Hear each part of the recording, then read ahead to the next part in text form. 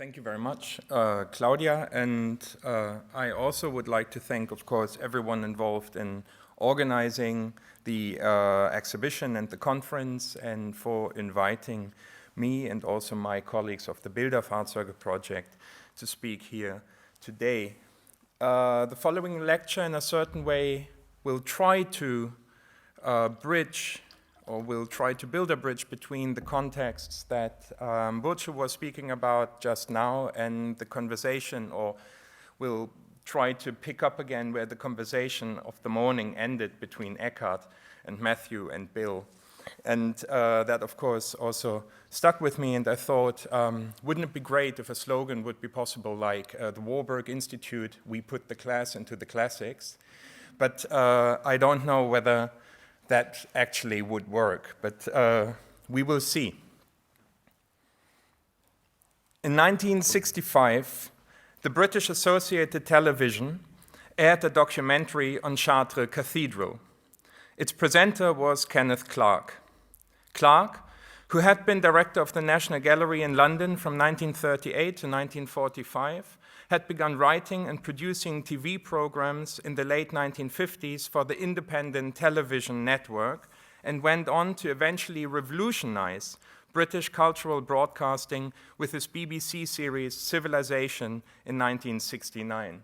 And here we see Kenneth Clarke working on one of the sets of Civilization. Clarke had begun experimenting with the medium of film during his time as director of the National Gallery. Back then, he was filming reproductions of artworks. The technology was simply not mobile enough yet to be used within the museum, while the artworks in turn could not be moved to the studio, for conservatory reasons, of course. Thus, they were photographed to then later film their pictures instead, after those pictures had been blown up massively, of course. The 1965 film on Chartres Cathedral was not the first program Clarke conducted for television. In the context of this conference's topic, though, it is potentially of interest, for it coincides with the very last of a series of photographic exhibitions the Warburg Institute conducted between its arrival in London in 1933 and 1965. And just like Clarke's film of the same year, this exhibition too was dedicated to Chartres Cathedral. Recently, this exhibition has been rediscovered in the context of an AHRC research network which was initiated by my colleagues Joanne Anderson of Aberdeen University, Mick Finch of Central St. Martin's University of the Arts in London, and myself, involving also my colleagues within the Bilderfahrzeuge group and the Warburg Institute's archive. And we found a number of wooden crates which held in total 30 boards with various photographs of the architecture and sculpture of Chartres Cathedral. And those photographs were glued onto those boards. The boards are painted in 3 different colors, blue, red, and purple, matching the 3 pathways through the exhibition. Thus, following the instructions as they are given in an accompanying manual that we see here, the exhibition could be easily mounted. And I apologize for the poor quality of the pictures, but we rediscovered the exhibition just before the lockdown, and so any work with the material ceased, and all I have for now are the pictures that we took when we were documenting actually the opening of the crates. The exhibition's design served a particular purpose. The exhibition was sent around the country, traveling entirely by its own. As some of the still visible address labels show, address labels on those wooden boxes, which were in fact gigantic postal packages. And as those labels show, the receiving institution was also responsible for sending the exhibition off again to its next destination. And here we see in these examples, we see that the Friends of Canterbury Cathedral, for example, had received the exhibition, and then they send it off again to what College of Art? I can't read it properly right now, but on the right-hand side, we see the University of Reading sending the exhibition to the University of East Anglia. as a traveling exhibition, the photographs that explored the various medieval and ancient traditions, mostly iconographically, could be seen by an audience by far wider than the circle of people who would have seen it only exhibited in London at the Warburg Institute or the Courtauld Institute, together with whom this exhibition had been planned and executed. Differing in medium and format, the photographic exhibition by the Warburg Institute and the TV documentary by Clark can hardly be compared, despite their common theme. And not having access to the film doesn't make it easier. So, however, they did not only share an object, but they also shared an objective, education. And this is what I'm interested in today. Clark, the scholar who became a popularizer, the socialist who lived in a castle, as James Stoughton put it, Clark's biographer, Clark had been concerned with public education throughout his professional life.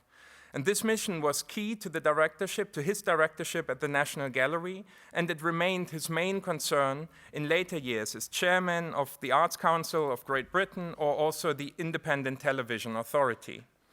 The particular role Clark ascribed to the visual arts in this context defined also the potential he saw in a visual medium like television, particularly to reach and therefore to educate diverse audiences. As a letter dating from 1943 demonstrates, Clark himself seemed to have had a clear idea whose mission was matching, if not even inspiring, his respective principles. You see, he wrote to Fritz Sachsel, A.B. Warburg's former second hand, of course, and back then, in 1943, the director of the Warburg Institute. You see that your scheme for visual education begins at the top. Clark had borrowed a set of photographs from the Institute he found himself unable to return for an extraordinary reason. He had given them to the Queen, and now they were being used for the history lessons of the princess, the later Queen Elizabeth II. It is, of course, entertaining to realize that the Warburg Institute has had its share in the education and schooling of the current Queen. More importantly, however, is to note that Clark, who would go on to become a key figure in the popularization of culture, of art and culture, through mass media in Britain, that Clark, back in 1943, was giving Sachsel and the institution Sachsel was responsible for credit for a specific scheme for visual education. This talk will seek to give a brief overview of a history of the exhibitions conducted at the Warburg Institute during its first decades in London, a very selective overview though. And I will do so with the potential afterlife of the Institute's scheme for visual education in mind, as it has been alluded to now. For the 1965 display on Chartres Cathedral, in its simplistic modular form, represents only the conclusion of a development of more than 30 years, and whose beginnings, predating the arrival of the Institute in London, coincide with the history of A.B. Warburg's own work on the Bilderatlas that we see here today revived in the form of yet another exhibition of photographs. The talk will be divided into 3 parts. The first discusses ideas concerning visual education as they were active in the exhibitions, exemplified by the visual approach to the classics, an exhibition that was first shown in 1939 at the Warburg Institute. The second part investigates the relation between Warburg's work and the later London exhibitions, focusing on the 1941 show English Art and the Mediterranean, probably the most successful of the exhibitions held at the Warburg Institute. While keeping the focus on English art and the Mediterranean, the final part then, turning to what I call provisionally Tele-Visual education, will concentrate on Sachsel's contribution and introduce some of his programmatic ideas. I will focus less on the visual sources and more on written documents, mainly comments by Clark on the Warburg Institute, therefore reflecting his understanding and his awareness of the institution's particular mission, as well as statements by Sachsel and by Gertrude Bing concerning the exhibitions themselves and therefore shedding light on their aims according to their authors. And In my remarks, I rely on the work that Burcu also mentioned before and that I have done together with Joanne and Mick, who I already mentioned. And I also have to thank Katja Mazzucco and, of course, also Dorothea McEwen for the work that they were doing on English art, that they have been doing on English art and the Mediterranean. But nonetheless, I start with another exhibition, The Visual Approach to the Classics. This exhibition opened in 1939, shortly before the war, on the occasion of the annual meeting of the Classical Association dedicated to the promotion of classical studies. It is therefore a significant example for the Warburg Institute's ambition to become part of a conversation in Britain about education. This was done not least for strategic reasons, because education defined a field in which the Institute, after all an immigrant institution, could effectively prove its value for its host country and therefore justify its presence in London. The exhibition consisted of a series of boards. Applied to them were photographs showing various works of classical Greek art, and the boards were organized according to different themes, such as gods, funeral rites, or drama, as we see in the example here at hand. The exhibition, the leaflet accompanying the display explains, the exhibition is planned to show how the study of the classics can be made living to the ordinary schoolboy by the use of photographs of ancient works of art. How the study of the classics can be made living by the use of photographs of ancient works of art. In this exhibition, the project of the study of the afterlife of the classics, as it was undertaken in the assembly of photographs in the Bilderatlas, had been transformed into the challenge of reviving the classics by the same means, or rather animating the study of the classics by the same means. And this is more than just a shift in rhetoric. In fact, it describes a shift from analysis to communication. Thus, it would be too easy to discuss the exhibitions in London in terms of a simplification of Warburg's experimental method as it is present in the Mnemosyne boards. This would be too easy indeed and would do the material wrong for two reasons. It would mean to give Warburg too much credit, and I will come to his work's significance in the second part of the talk, and it would miss out on addressing and grasping the changes of political circumstances and the effect they had on the program of the Warburg Institute. In London, the Institute was no longer a private research library, but about to become a public institution whose interconnectivity was and had to be a main concern. If the display of photographs set out to communicate a method of studying the classics, it is a witness to the Institute's awareness of the necessity of integrating itself into its new environment and contributing to existing discourses and in an intelligible form that did not rely on any presupposition. The exhibits have been chosen, the leaflet continues, not only to display representative specimens of Greek art, but above all to illustrate some of the fundamental ideas in the Greek view of life. While the use of photographic images is explicitly reduced, so to say, to mere illustrations, this step, of course, entails the conviction that works of art are much more than objects of beauty, and that their history cannot be reduced to a history of art, but forms a vital part of a history of civilization. Only because of this reason, fundamental ideas in the Greek view of life can be discussed in the form of a visual display. In that sense, ideas that had been developed within the Kulturwissenschaftliche Bibliothek Warburg back in Germany were inscribed into the exhibition, even if they were not its topic, but rather served as its facilitator.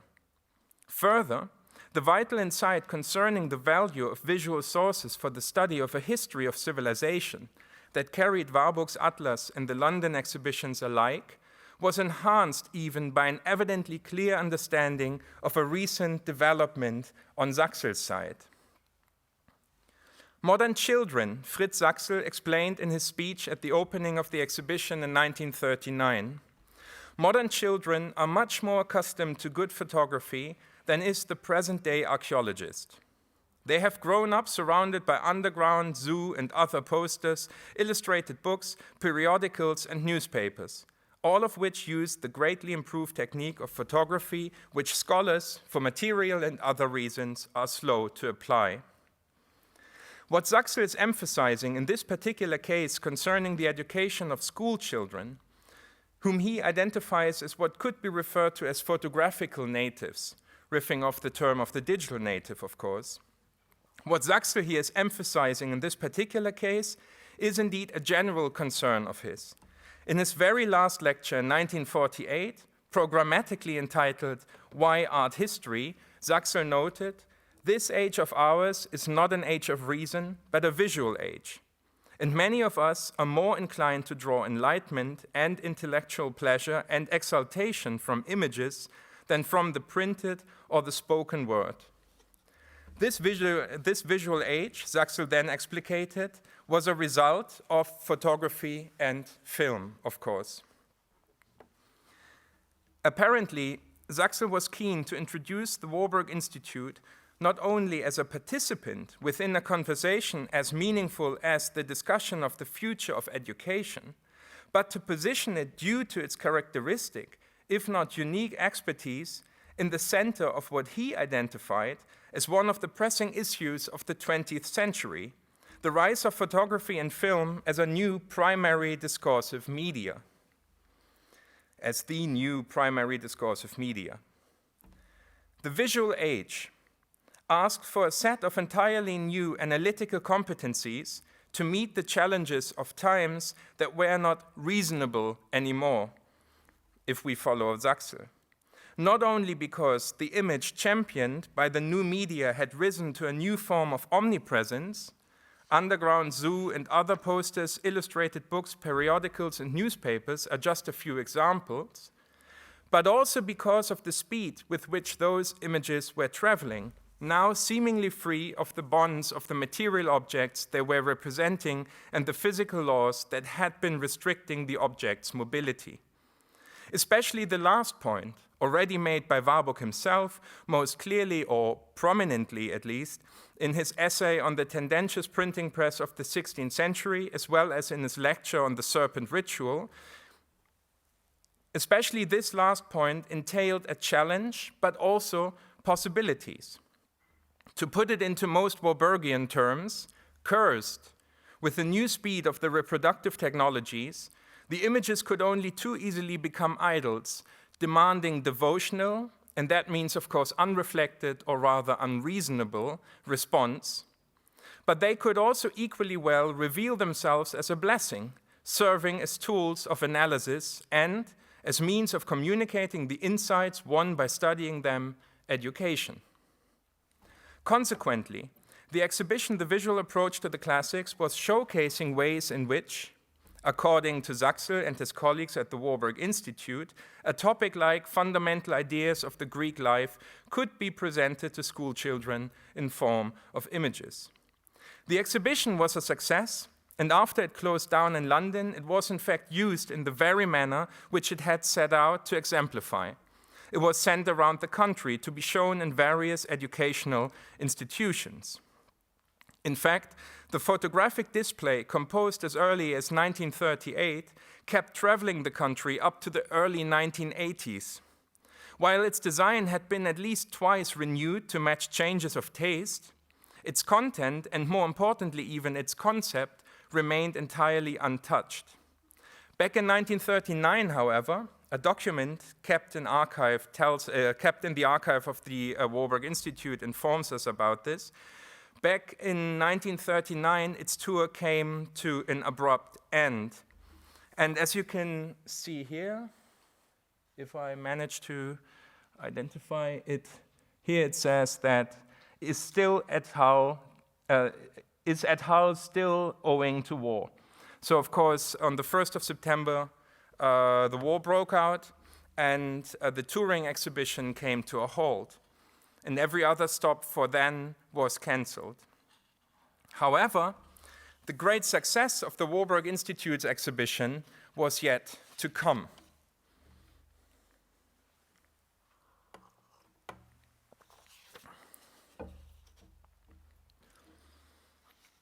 On 2nd December 1941, at the opening of the exhibition English Art and the Mediterranean, Kenneth Clark gave the address. Clark had been key when the Kulturwissenschaftliche Bibliothek was planning its move to London, and after its arrival, he remained one of its main supporters. As he stated later in a radio program he did on the Warburg Institute and its founder, he had first encountered Aby Warburg in Rome, where he witnessed Warburg's lecture on Roman antiquity in the workshop of Ghirlandaio, the very same lecture, of course, that marks an important step over the course of the development of the conception of the Bilderatlas. In the program from 1948, Clark was telling about how the experience of listening to Warburg inspired him, and it is therefore only consequent that he explains Warburg's entire work too in terms of a moment of inspiration. And there began to form in his mind, Clark writes about Warburg, the idea that certain symbols lie very deep in human consciousness, survive all changes of history or religion, and reappear often with different names, but with the same visible shape, when they are needed to express certain emotional states. He dimly realized that to study these symbols would be to learn something very important about the history of the human spirit.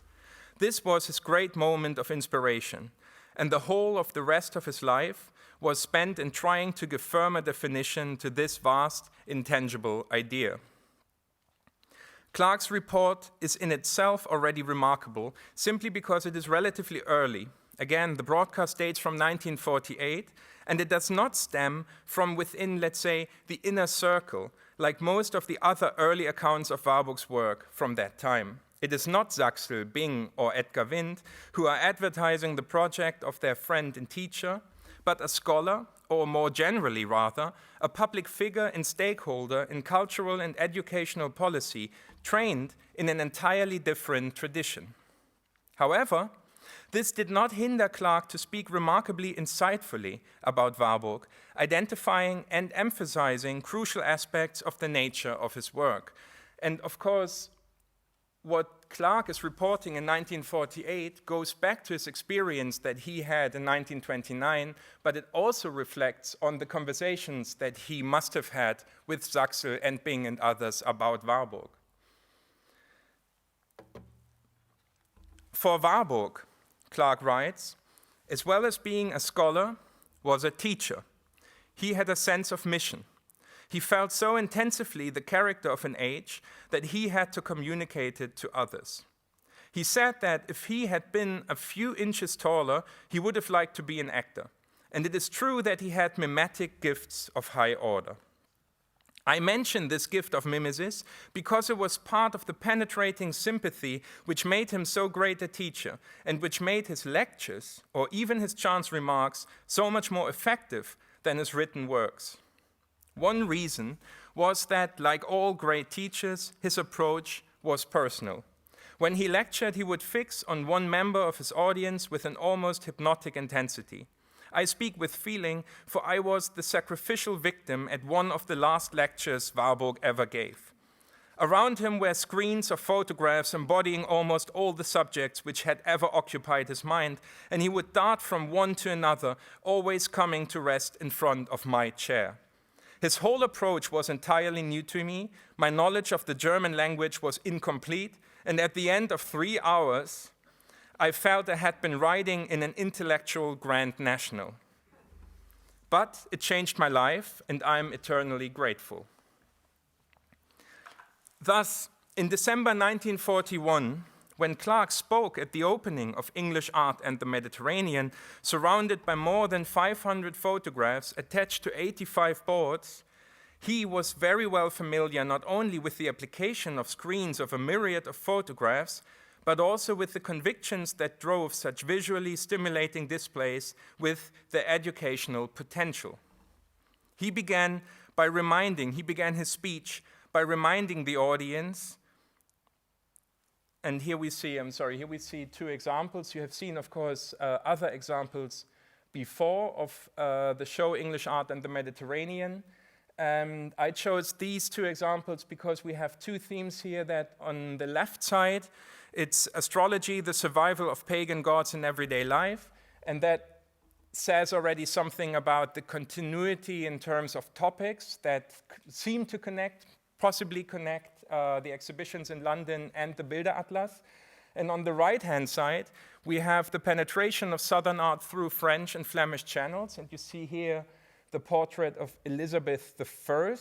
And it is, of course, circulating, revolving around the English court culture. And therefore, you get a sense of the also political aspects that undoubtedly were important to Saxel and Rudolf Wittgower, who was his partner in conducting this exhibition. And Burcu already has spoken about some of these issues, about the politics behind the exhibition. And I might also want to add that the exhibition was indeed accompanied by a catalog. And so the visitors were not expected to discover potential connections and interrelations between the images by themselves, and only with the help of the short labels that you can't read but see here on that projection. But they were also handed a catalog that was, in fact, more of a book than a catalog, and that was meant to guide them through the exhibition. So here too we have actually, of course, the interrelation of word and image. So Clark, when he spoke at the opening of English Art and the Mediterranean, was, of course, very, very well familiar with this particular format. And he said, first of all, sorry, I'm too fast now. He started actually reminding the audience, and he said, how lucky we are to have them, the Warburg Institute scholars, in our midst in these times. And then he praised Saxel and Wittgower as makers of the exhibition for this beautiful experience and well-timed lesson, as he said. Its most remarkable achievement he put as follows. First of all, it shows how human studies can be kept alive under the most difficult circumstances, and how the results of those studies can be communicated in such form that anyone is sure to be fascinated and enlightened. Clark noted in particular the skill to communicate certain issues despite their complexity in a comprehensible form. As a further achievement, he emphasized the fact that this has been executed under the most difficult circumstances. As Clark stressed, the exhibition, or rather the Institute as a whole, did even more. According to him, they did nothing less than disseminating a new methodology. And this new methodology can be probably best described in terms of the exhibition's contribution to the field of English art as Clark sees it. English scholars, he writes, have been dominated by the national interest in genealogy, pedigree, and provenance. They are satisfied that the study of a picture or manuscript is largely a study of the collection through which it has passed. And this kind of scholarship, then, on English art is contrasted by him with the continental approach that he describes as follows: to consider a work of art in relation to the thought of its time, to look for its formal antecedents, to analyze its subject even. In other words, to approach it in relation to the fundamental ideas as it has been paraphrased in the leaflet of the visual approach to the classics in 1939. The ideas the 1941 exhibition explored formed the links between English art and civilization beyond the coasts of the British Isles, primarily in the Mediterranean. The title spoke of English art and therefore seemed to reaffirm the notion of a national art history. Its actual content, though, contradicted it. While the title's diction addressed a nation, the assembled photographs appealed to it, illustrating the fact that English art was indeed the contingent product of an unconditionally common European cultural history. Clark observed this very clearly. For as this exhibition shows, he writes, he said at the opening, for as this exhibition shows, we, the British, are not only materially part of the continent, but we are spiritually dependent upon it too. This well-timed lesson, as Clark called it, was indeed extremely successful. And after its closure, as we have heard before, in London in 1942, the exhibition went on tour, not despite of the war, but because of the war, since it had become part of the so-called war effort, designed to sustain cultural life in Britain. And until the end of the war, it was shown in over 20 cities, where it was accompanied by a program of lectures that expounded on particular aspects of the artistic and cultural relation between Britain and the Mediterranean, which also always meant Britain and Europe. The format in which those interrelations had been made visible, photographs, or more generally, reprographics applied to a board, is one that, formally speaking, correlates, of course, with the conception of the Bilderatlas. And Warburg himself had started experimenting with this form very early, as we've heard, and so you have also seen the drawing on the left before. I will not say anything more about it. Eckhart has spoken about it quite extensively, and Eckhart has pointed to both the similarities and also the discrepancies between this board and then the later Mnemosyne boards, and also the boards used in, or as they appear in the London exhibitions. All I want to note in this context is that in the context of Warburg's early efforts of publicly representing art historical items, two factors stood out: education as an intent and reproduction as according means.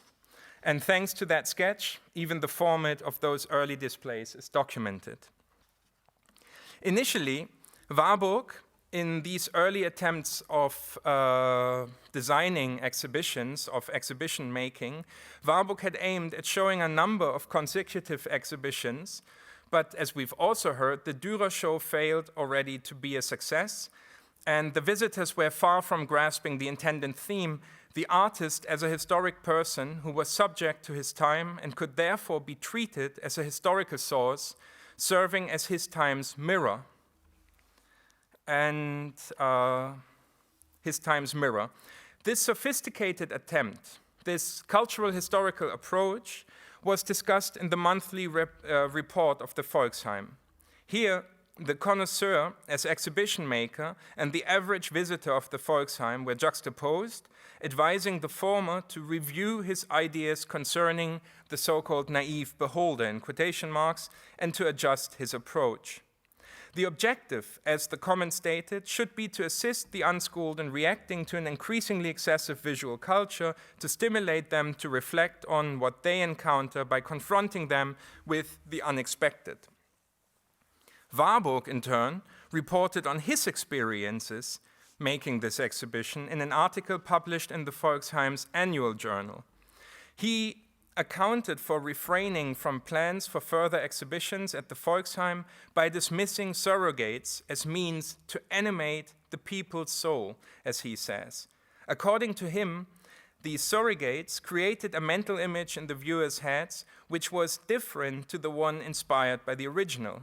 And he stated, selbst die besten Heliogravuren sind doch eigentliche Trübungen. Contrarily to the promise of the enlightening qualities that seem inherent to the term, the heliogravure clouds the view onto the artwork it reproduces. Playing with metaphors, Warburg, in fact, stresses the condition under which the reproduction was not suited to be used, when the aim was to perceive the actual work of art. Wider contexts, though, which were evident in works of art and illustrated by them, could indeed and should be addressed with the help of reproductions. And I come to the last point, Tele-Visual education. Warburg's earliest efforts of exhibition making, with its particular format as well as its ambitious purpose, must be complemented with yet another development that did not take place completely independently, but is nonetheless important to be reviewed separately. On the 15th July 1919, Saxel wrote from Vienna to Hamburg, informing Warburg that he was now a Staatsangestellter. And here we see the first 2 pages of this, in total 4 pages letter. So he informed Warburg that he was now a Staatsangestellter, a civil servant, and as such responsible for die Bildung des Volkes, for public education. His main occupation was to conduct exhibitions, a duty Saxel took apparently very seriously. His wife, he let Warburg know, had already diagnosed him with an Ausstellungskoller, an exhibition mania. In another letter, now to Warburg's wife, Mary, Saxel revealed more about this effort of his, even sent an addendum in which he listed 21 exhibitions he had organized to date and elaborated on their nature. And this is later in 1919, so he does 21 exhibitions between the end of the First World War and late 1919, so within a bit more than a year. My creation, Saxel proudly reported, are the touring exhibitions, the Wanderausstellung. Exhibitions consisting of mobile modules of exhibits dedicated to a range of topics which were discussed in detail in accompanying lecture programs. This tool, as Saxel explained in the attachment, served for systematic education of regions and classes which could not be reached before. In other words, the touring exhibitions allowed for expanding the scope of the dissemination of knowledge, geographically and socially. Consequently, Saxel was as confident as enthusiastic when he predicted this particular format a bright future. And still writing to Mary, he says, es scheint mir, dass dieses Bildungsmittel in Zukunft wirkliche Bedeutung haben wird. So he predicts these means of education a bright future and an important significance in the future. One of the Wanderausstellungen Saxel created in the service of the Reichsbildungsamt der Volkswehr was Das Joch des Krieges, the yoke of war. It was first shown at the Volksheim, the Viennese equivalent to the institution Warburg had worked with in 1905 and earlier in Hamburg. And in a social democratic journal, Saxel emphasized the egalitarian character of this exhibition, which it distinguished from any other exhibition shown in Vienna at that time, as he claims. Unlike those, he explains, the exhibition did not address the few who were predispositioned to art, but everyone, for its topic was of the uttermost relevance to society as a whole. Its topic was, of course, the consequences of war. The leaflet that accompanied the exhibition, and that we see here, affirmed explicitly that this was not an art show, but an educational display. We see here on the right-hand side, es ist eine lehrhafte Ausstellung, die hier gezeigt wird, nicht eine Kunstschau.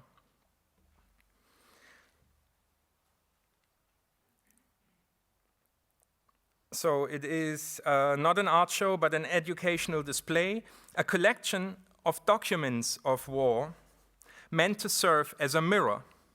And those works shown in the exhibition had been produced by artists who represented was die Gesellschaft gedacht und getan hat, what society had thought and done. The mirror Saxel speaks of has to be understood in exactly the same way as Warburg had treated Dürer as a mirror of his time, only that it was not showing a historically distant society, but the present one. Das warst du im Kriege, it says on the leaflet. Saxel was certain visual means were best suited to educate the beholders because their static appearance was bound to appeal to them, and seeing would pull their minds in, schooling them to think. Pursuant to Saxel, this applied to all fields of knowledge. However, since visual arts did not need to be visualized, but merely translated into a reprographic medium, they were exceedingly suited for this purpose.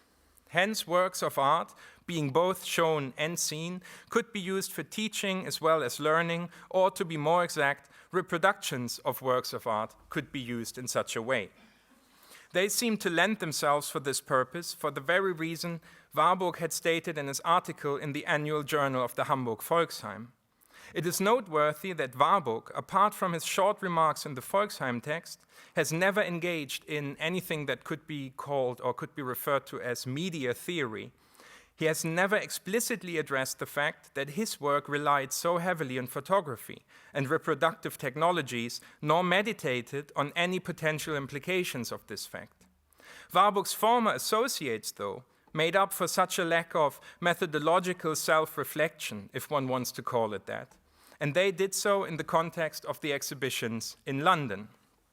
In March 1942, and we have heard this yesterday in the talk by Roberto and Axel, in March 1942, Gertrud Bing, deputy director of the Warburg Institute, gave an account of English art and the Mediterranean, published in the bulletin of CIMA.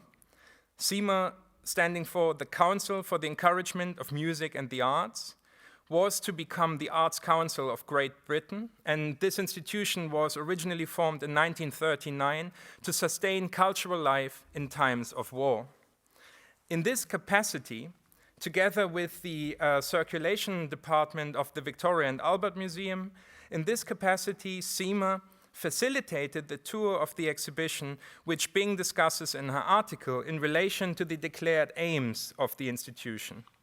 As Bing notes, the exhibition displays English works of art, even if they are shown in comparison with their Mediterranean parallels.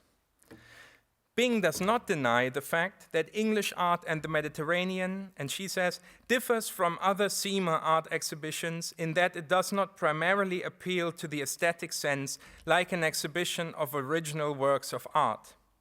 Es ist eine lehrhafte Ausstellung, die hier gezeigt wird, nicht eine Kunstschau, Saxel had declared in 1919.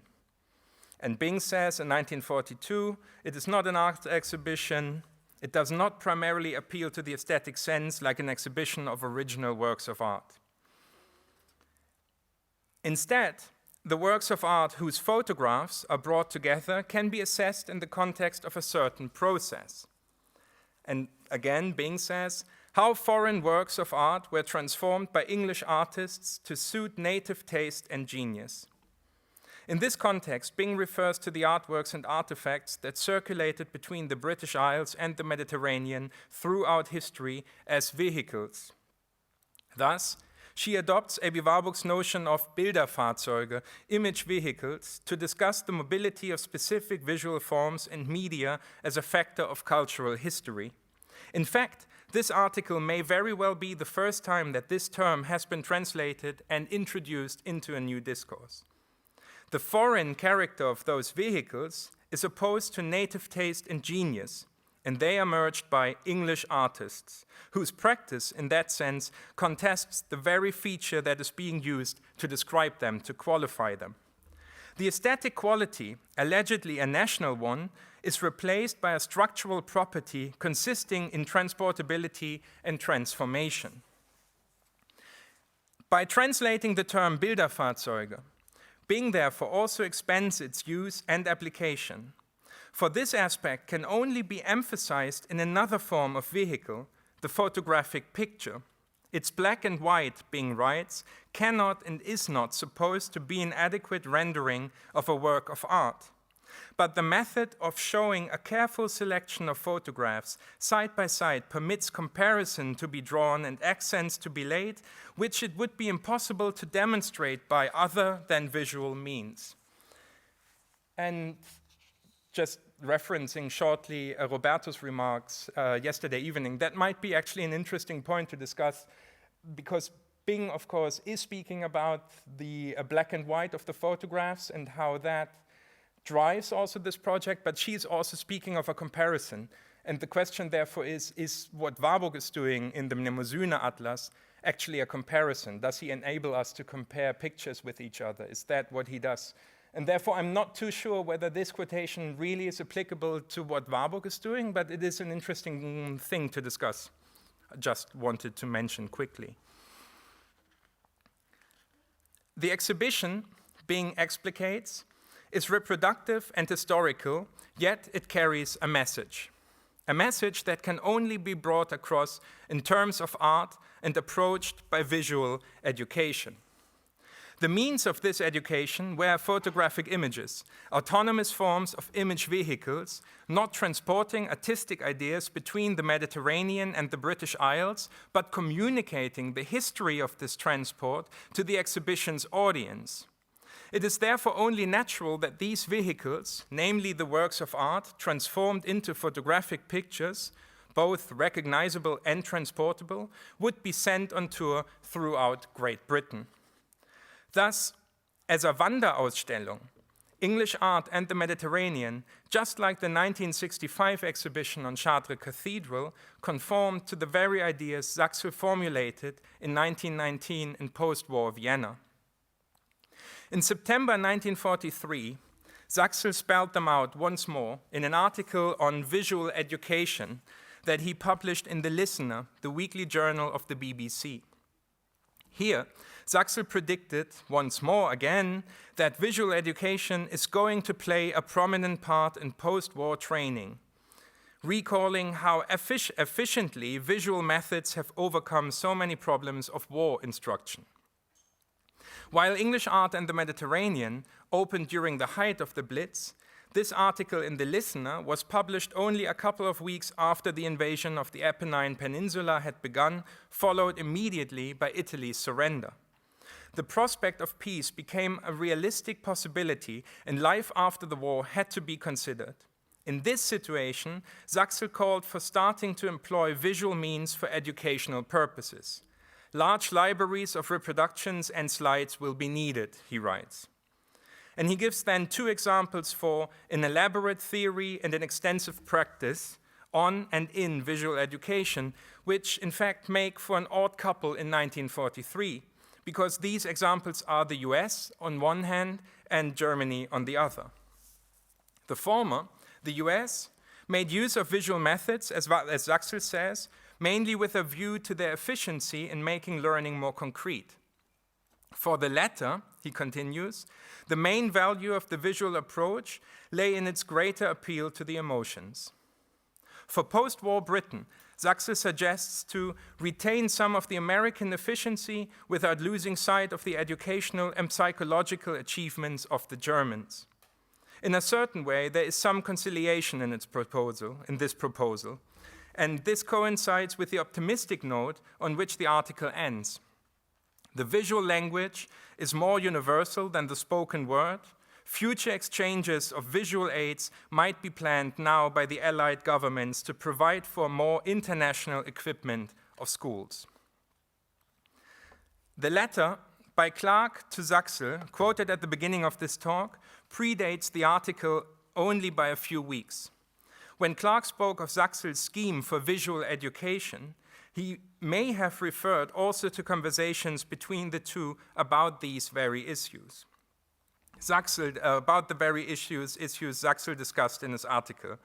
This assumption seems to be confirmed by the way in which Clark discussed Saxel's achievements in the already mentioned radio program on the Warburg Institute in 1948, not long after Saxel had died in the same year.